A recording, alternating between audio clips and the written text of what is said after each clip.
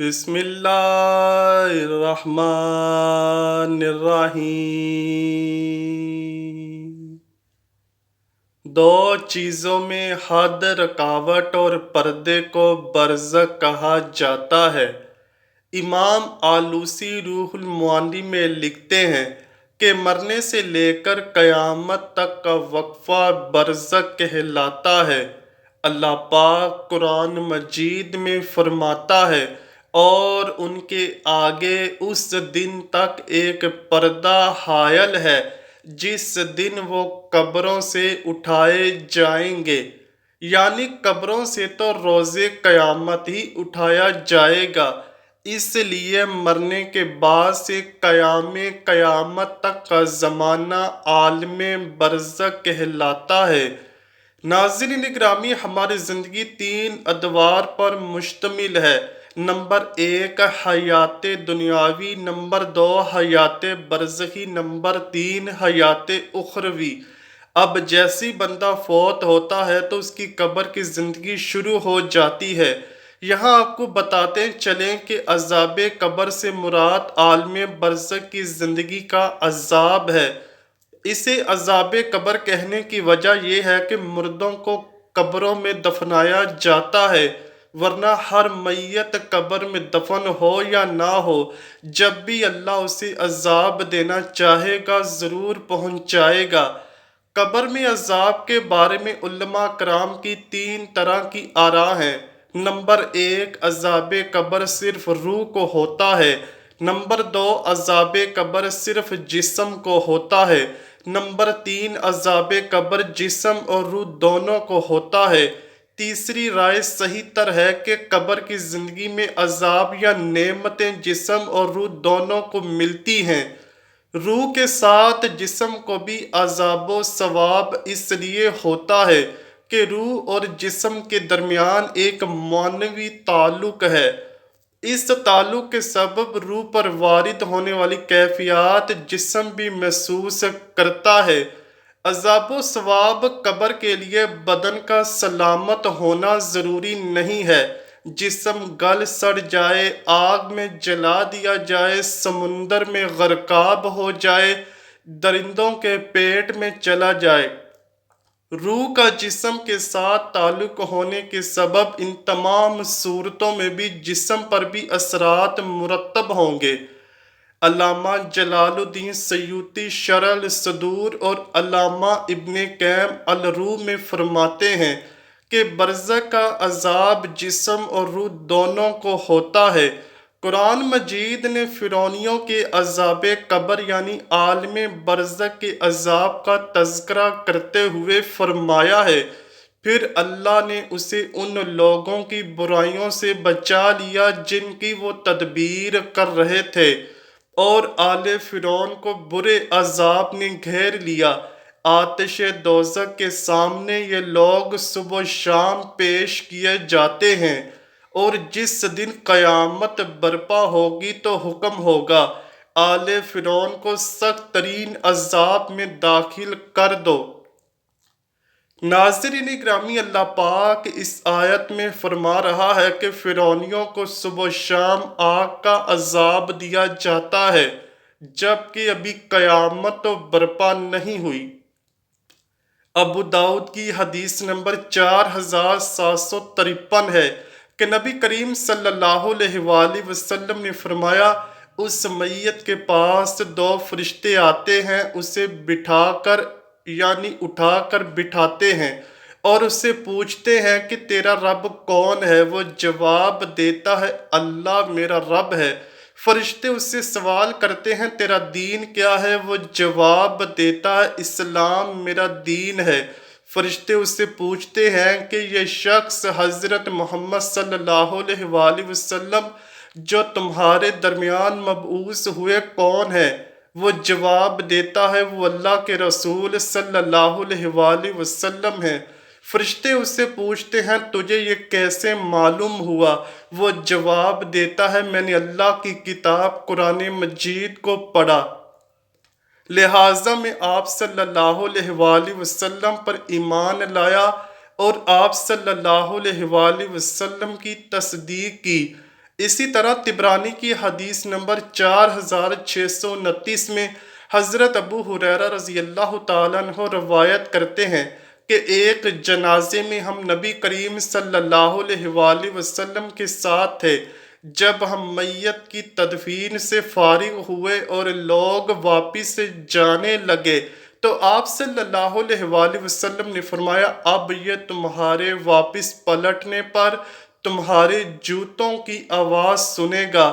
اس کے پاس منکر اور نکیر آئے ہیں جن کی آنکھیں تانبے کے دیگچے کے برابر ہیں، دانت گائے کے سینگ کی طرح ہیں اور ان کی آواز بجلی کی طرح گرجدار ہے۔ وہ دونوں اس کو بٹھائیں گے اور پوچھیں گے کس کی عبادت کرتے تھے اور تمہارا نبی کون تھا؟ اگر وہ اللہ پاک کے عبادت گزار بندوں میں سے ہوا تو وہ کہے گا میں اللہ کی عبادت کرتا تھا اور میرے نبی حضرت محمد صلی اللہ علیہ وآلہ وسلم ہیں جو اللہ کی نشانیاں لے کر ہمارے پاس آئے، پس ہم ایمان لے آئے اور ہم نے ان کی اتباع کی۔ پس اللہ کا یہ فرمان اسی بارے میں ہے۔ اللہ پاک ایمان والوں کو اس مضبوط بات کی برکت سے دنیاوی زندگی میں بھی ثابت قدم رکھتا ہے اور آخرت میں بھی۔ اس سے کہا جائے گا تو یقین کے ساتھ زندہ رہا اور اسی پر تمہاری موت ہوئی اور اسی پر تم روز قیامت اٹھائے جاؤ گے۔ پھر اس کے لیے جنت کی طرف ایک دروازہ کھول دیا جاتا ہے اور اس کی قبر کو کشادہ کر دیا جاتا ہے۔ اگر وہ اہل شک منافقین میں سے ہوا تو وہ ان کے سوالوں کے جواب میں کہتا ہے میں نہیں جانتا، میں نے لوگوں کو جو کچھ کہتے سنا تھا میں نے بھی وہی کہا۔ اس سے کہا جائے گا تو شک پر زندہ رہا، اسی پر تمہاری موت ہوئی اور اسی پر روز قیامت تمہیں اٹھایا جائے گا۔ پھر اس کے لیے دوزخ کی طرف ایک دروازہ کھول دیا جاتا ہے، اس پر ایسے بچھو اور سانپ مسلط کر دیے جاتے ہیں کہ اگر ان میں سے کوئی ایک بھی زمین میں پھونک مار دے تو زمین کے تمام نباتات جل کر راکھ ہو جائیں۔ پھر زمین کو حکم دیا جاتا ہے اور وہ سکڑ جاتی ہے حتیٰ کہ اس کے دونوں پہلو ایک دوسرے میں دھنس جاتے ہیں۔ مسلم کی حدیث نمبر 2867 میں حضرت زید بن ثابت رضی اللہ تعالیٰ عنہ سے روایت ہے، وہ کہتے ہیں کہ ہم نبی کریم صلی اللہ علیہ وآلہ وسلم کے ساتھ بنو نجار کے ایک باغ میں تھے۔ آپ اپنے خچر پر سوار تھے کہ اچانک خچر بدکنے لگا، قریب تھا کہ وہ آپ کو نیچے گرا دے۔ ہمیں وہاں کچھ قبریں نظر آئیں۔ آپ نے پوچھا ان قبر والوں کو تم میں سے کوئی جانتا ہے؟ تو ہم میں سے ایک شخص نے کہا اللہ کے رسول میں جانتا ہوں۔ آپ نے پوچھا بتاؤ یہ کب فوت ہوئے تھے؟ اس نے کہا یہ شرک کی حالت میں ہی مر گئے تھے۔ تو آپ نے فرمایا بے شک یہ لوگ اپنی قبروں میں آزمائے جا رہے ہیں۔ مجھے یہ ڈر نہ ہوتا کہ تم مردوں کو دفنانا چھوڑ دو گے تو میں اللہ سے دعا کرتا کہ وہ تمہیں قبر کے عذاب کو سنا دے جو میں سن رہا ہوں۔ لہٰذا میرے بھائیو ہمیں قبر کے عذاب سے بچنے کی فکر کرنی چاہیے۔ حضرت برا بن عازب رضی اللہ تعالیٰ عنہ سے روایت ہے، وہ کہتے ہیں کہ ہم رسول اللہ صلی اللہ علیہ وآلہ وسلم کے ساتھ ایک جنازے میں تھے۔ آپ قبر کے کنارے بیٹھے رو رہے تھے یہاں تک کہ آپ کے آنسوؤں سے سامنے کی مٹی تر ہو گئی۔ پھر آپ نے فرمایا اے میرے بھائیو اس دن کے لیے تم بھی تیاری کر لو۔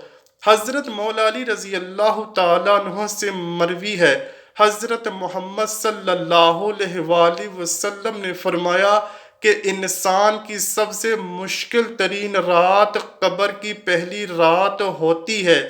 اگر بندے کو قبر میں نہ دفنایا جائے گا اور اس کو باہر ہی جلا دیا جائے یا ویسے ہی پڑا رہنے دیا گیا ہو اور اس کو جہاں بھی جلایا جائے تو اس کے نامہ اعمال کا حساب وہاں ہی ہوگا، اور آسمانوں کی طرف بھیج دیا جائے گا۔ جب ان کو آسمانوں کی طرف بھیجا جائے گا تو اس سے سوال کیے جائیں گے تو کون ہے اور کہاں سے آیا ہے؟ اس کو آسمان کے دروازوں سے داخل نہیں ہونے دیا جائے گا۔ قرآن پاک کی سورہ اعراف کی آیت نمبر 40 میں اللہ پاک کا ارشاد ہے، جس میں اللہ پاک نے فرمایا، جس نے میرے حکم کو جھٹلایا اس کے لیے آسمانوں کے دروازے نہیں کھولے جائیں گے اور نہ ہی ہم ان کو جنت میں داخل کریں گے، اور گنہگاروں کو ہم ایسے ہی سزا دیا کرتے ہیں۔ حضرت محمد صلی اللہ علیہ وآلہ وسلم کا فرمان عالی شان ہے، ہر وقت اپنی موت کو یاد کرتے رہا کرو۔ آج کے دور میں ہم نے نبی کریم صلی اللہ علیہ وآلہ وسلم کے فرمان کو بھلا دیا ہے، اور ہم اس طرح مصروف ہو چکے ہیں کہ ہم مرنا ہی بھول گئے ہیں۔ اللہ پاک سے دعا ہے کہ اللہ پاک ہمیں نیک اعمال کرنے کی توفیق عطا فرمائے، اور ہم سب کو اپنے پیارے حبیب صلی اللہ علیہ وآلہ وسلم اور ان کی آل پاک سے سچی و پکی محبت کرنے کی توفیق عطا فرمائے۔ آمین یا رب العالمین۔ امید کرتا ہوں کہ آپ کو ویڈیو ضرور پسند آئی ہوگی۔ اگر ویڈیو پسند آئی ہے تو ویڈیو کو لائک کیجئے، شیئر کیجئے اور چینل کو لازمی سبسکرائب کیجئے۔ کمنٹ سیکشن میں اپنی رائے کا اظہار بھی ضرور کیجئے گا۔ ملتے ہیں اگلی ویڈیو میں، تب تک کے لیے اللہ حافظ۔